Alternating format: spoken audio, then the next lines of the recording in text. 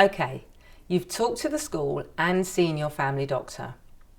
If you feel your child needs more help than the school can provide, and if the school agrees, then the Special Educational Needs and Disabilities Co-Ordinator and the class teacher can meet with you to consider applying for an Educational Health and Care Plan, often known as an EHCP.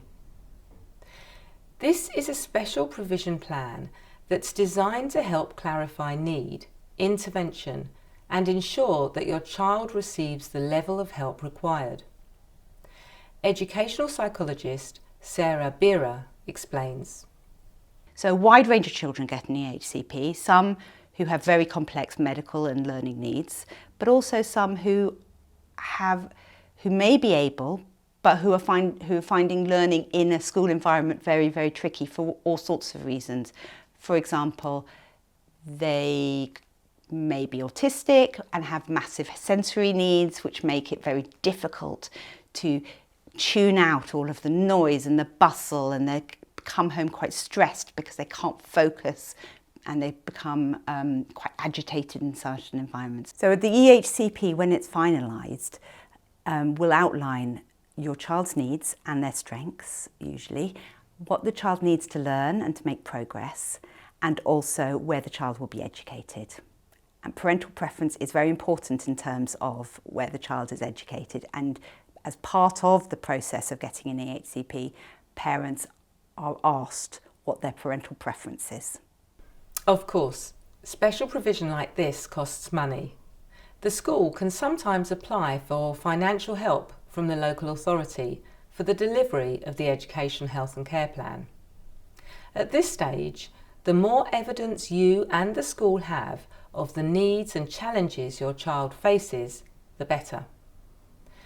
The local authority has a limited budget, so they are very careful about what financial support they can offer. Special Educational Needs and Disabilities Co-Ordinator Rachel Adams-Constantine explains. The application for this, it varies borough to borough. It's a big, lengthy document that takes a while to complete. But ideally, the plan comes with funding, and this funding is usually used for additional support at school, hopefully through the form of a learning support assistant. Some boroughs, it doesn't come with funding straight away. That's an additional application. But here in Barnet, it comes with funding. The funding is banded, so they look at the needs of the child and they sort of give you a banding for what they think would cover the provision cost for that child.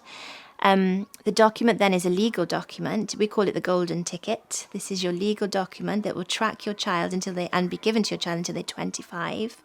It has measurable outcomes on there that your school, must help the child meet these outcomes, and it's reviewed annually. It's important to know that either the school or the parent can apply for an Educational Health and Care Plan. Unfortunately, the process can be quite protracted. Now, once you've sent the application in, there's often quite a long wait, because by law, they have 6 weeks to make a decision. And in those 6 weeks, the SEN service, which is the group that runs the process in the local authority, the service that runs the process, they might be seeking a little bit of extra information from the psychologist to see if it's known, the child's known to them, or a bit more information from the school. And then they take the information, the application, to a panel. And that panel, the decision-making panel, has, sometimes they have representatives from schools, they have a representative from health and from social care, from the Educational Psychology service, and also from SEN service, and maybe some other people as well, depending on your local authority. Once the panel's made a decision, you will be told about it within the 6-week window. Now, if they agree to assess, you'll be assigned a caseworker from SEN service, and it's that person you liaise with and throughout the assessment to see what's happening, because sometimes you'll hear a lot of things immediately or in a bit of a delay, and sometimes it'll go quiet for a while. But you can always check in with your caseworker to see what's happening and what they're doing. If it's an agreement not to assess, then they will advise you of your legal rights. Those legal rights include going to mediation and then going to tribunal and getting the case heard by the legal profession to see whether it was a correct decision or not. There are many requirements to learn about and understand, so this can be a stressful time for parents. Throughout all of this process, I believe the best outcomes are always those where communication between school and family is friendly and open. The more you can work together, the better it is for your child. Remember, the school wants the best outcome too. The best relationships I have with parents are when I'm completely honest with them about processes and completely transparent, because processes, sort of referrals, applications for things are frustrating, and they can take a very long time. And I think you have to be transparent about the mistakes you've made, because there will be mistakes that you make, and you have to have a really good relationship with them, and that is a big part of it.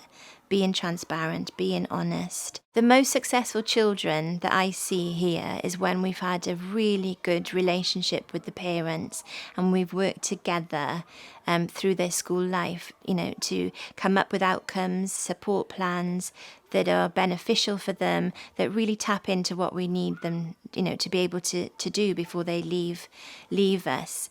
I think being open to this dialogue with parents is just so essential, and I think, not everybody gives parents the time that they deserve, because really they know the child best and listen to them.